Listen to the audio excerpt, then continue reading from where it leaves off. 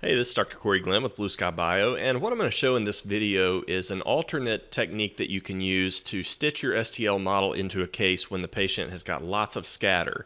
So you think of the patients where they've got a lot of PFMs, zirconia crowns, gold crowns, root canals, implants, all of those things. If they've got metal or zirconia in it, it is going to generate scatter, and that's going to make it very difficult for you to stitch your STL. It's imperative that you have an excellent stitch between your STL surface and your DICOM data, because really your guided surgery can only be as accurate as that stitch between those two. So if you have a case, and this is not a terrible one, but it's the best one I've got to do an example of right now. If you have a case where there's PFMs or amalgams or whatever on most of the teeth, then most of the teeth end up looking like this. They're very indistinct. There's a lot of noise and scatter surrounding them, and it just becomes very difficult to stitch in the STL. Now, the software's auto-stitching function, in my experience, has done a better job of it than I'm able to do just visually, but there comes a point where you just simply can't stitch based on this just because you don't have enough data. So what I'd like to show you is a different way of cone beam scanning your patient that might give you a backup plan and allow you to stitch this STL in. Now, I've previously shown in some other videos how to do this using a scan appliance, and in that technique I would say that's a little bit more kind and foolproof for the new user. But it's also much more labor intensive because you do have to make the scan appliance, and it's also significantly more expensive because you're using radiographic markers and a PVS full arch impression. So that's going to cost a little bit of money and a good bit more time. This is a super easy method, and I find the scanning method to be much easier, certainly much cheaper, a little more difficult on the software end of things though. So that's what I'm going to be demonstrating right here. So the first thing I'd like to point out is I'm gonna go into a different view. I'm gonna go to View, Perspectives, and change over to MPR. This is more of a traditional radiology view, and the reason I'm going to this is I think it'll illustrate my point a little bit better. So when you take a cone beam of a patient, typically most people are just sticking them up there, having them bite on the bite fork, and they take their scan. And you can make out the hard tissues really well when you do that, but you oftentimes obscure the soft tissues because their cheeks are laying right up against the teeth and the gingiva. Their tongue is typically right against the roof of their mouth. And so you're not able to differentiate anything about where it changes from, for example, the attached gingiva on the buccal of the maxilla over to their cheek. You can't distinguish where that transition is. So what we're doing in this case is that we're going to scan the patient with their cheeks, their lingual vestibules, their palate full of gauze or cotton or whatever, you want to use. But the goal being is that we're going to distend those vestibules, and we're going to create an air to tissue line that helps us delineate where their soft tissue contours are. So you can see right here, this patient had a bunch of gauze packed into their cheeks. There's a cotton roll sitting here under the tongue. There was another cotton roll here. Cheeks again distended on this side.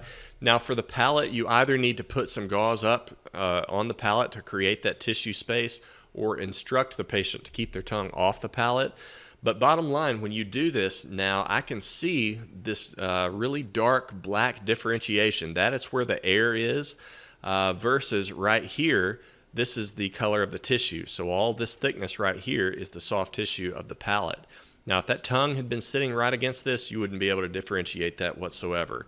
But because there's an air space, we can tell where tissue ends and where the air begins. Now, that's really important because when we have a really high amount of scatter, we can't depend very well on the teeth to do the stitching.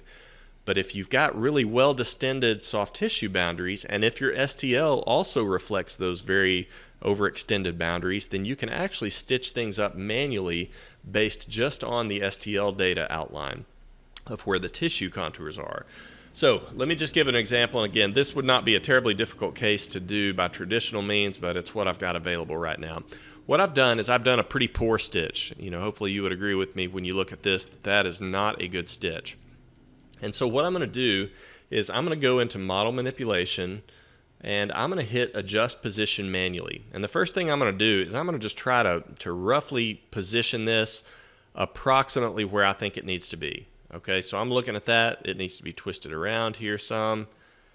And again, if you've got lots of scatter, you're not going to be able to do a whole lot other than get a pretty good guesstimate right here. All right.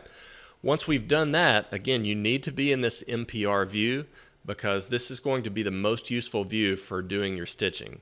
So what I generally do is I just go window by window and I really try to look it over. I'll scroll through the model, and you've got to have your model outline turned on, right? This is in your surfaces panel and it's called the hint, and that just turns on the model outline. Make sure that that is on.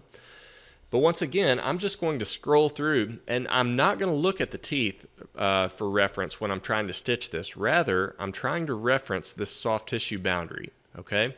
And the way the widget works is within each window, you can grab this rotation ring, and you can twist this thing up and down. You can put it where it needs to be. If you wanted to bodily move it, you can do it via grabbing this node right here and left-clicking, or alternatively on your keyboard, if you just hit your arrows, you can tab this kind of pixel by pixel over into the directions that you're wanting to manipulate it, okay? So I'm looking right here. To me, this looks like this could twist downward ever so slightly, and now it looks like it could come down. All right, so I'm trying to see this crease that I'm eyeballing right there. I can see that there's that same crease on the tissue outline where it goes from the dark black here to the light gray here. And now I'm just going to scroll forward through this. And as I do that, I'm seeing that there's pretty good adaptation right here. Potentially you could twist this just a little bit up, and that results in a slightly better adaptation right here than what I was seeing. And then scrolling forward, I'm just looking at this tissue boundary, trying to make sure that it is following closely along with what I'm seeing on that air to tissue boundary. All right. Now, once I've done that in one window, for every window you make a change in, it affects all the others. So you might need to jump out of those and come to one of the other windows and really evaluate how things are looking in that. So let's look in this slice. This is the cross-sectional. And as I look at this, that is pretty good adaptation, to be quite honest. I'm not too upset with that. You can see right here, once again, black going to the lighter gray, and my model boundary is following right along with that. It looks like there's a slight gap right here. And so perhaps you could take this and twist that upwards just slightly, again with the goal of trying to adapt a bit more closely to what we're seeing there. And then we could probably also take it down a pixel or two. And I'm scrolling. Now this clearly is not adapted as well up here at the anterior. Okay, so I need to move this back bodily.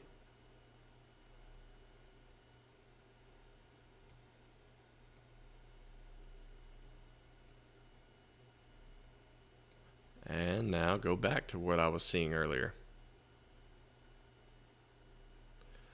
And it's pretty far off of the posterior now. Okay, do you see how big of a change that had back here? So clearly that was too much. So once again, I'm going to drag this back, follow the contour, and we'll jump up here to the anterior. And this needs to come backwards slightly.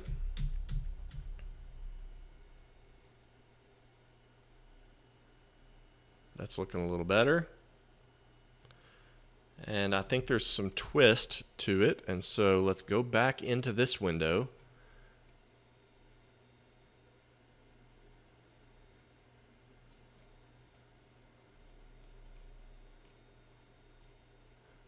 And you can definitely see that right here. And so I'm looking at this gap right here on the tissue. So what I'm going to do is tab this over, get a bit better adaptation. And now that's looking significantly better. It's tracking better along the whole length. Let's look in this window. And as you can see, this requires a lot more back and forth in the stitching process than it does when you can just do it based on the radiographic markers.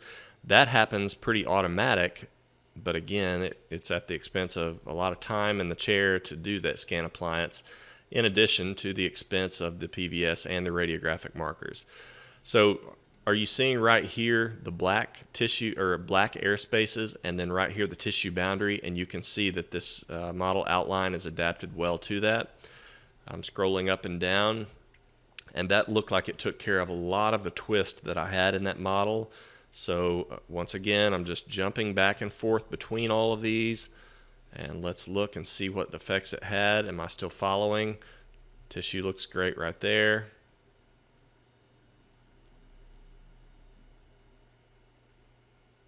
And the tissue is looking great right here. So I think we've ended up with a pretty good stitch right here. And this would be a case that now I would feel comfortable going forward with making a guide, because I'm confident in the stitch that I've got.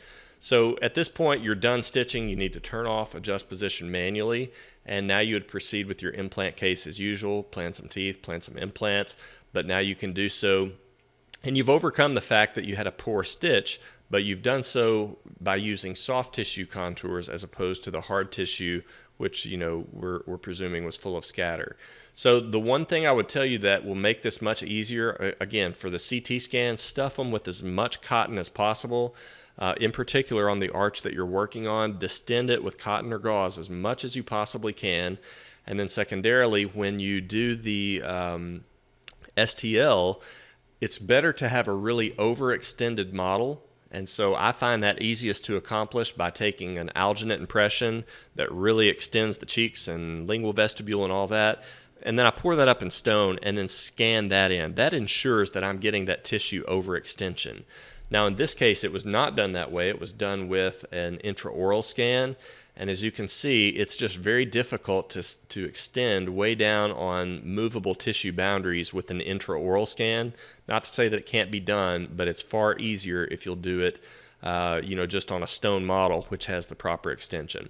So hopefully you find that helpful. If I look into the mouth of a patient and I feel like this is going to be a questionable case of whether or not it's going to be easy to stitch, I would recommend that you do this. And it's good practice to get in. It's so cheap to do that it's good practice to get in that you just always do your scans this way. I think you'll find it to be very helpful.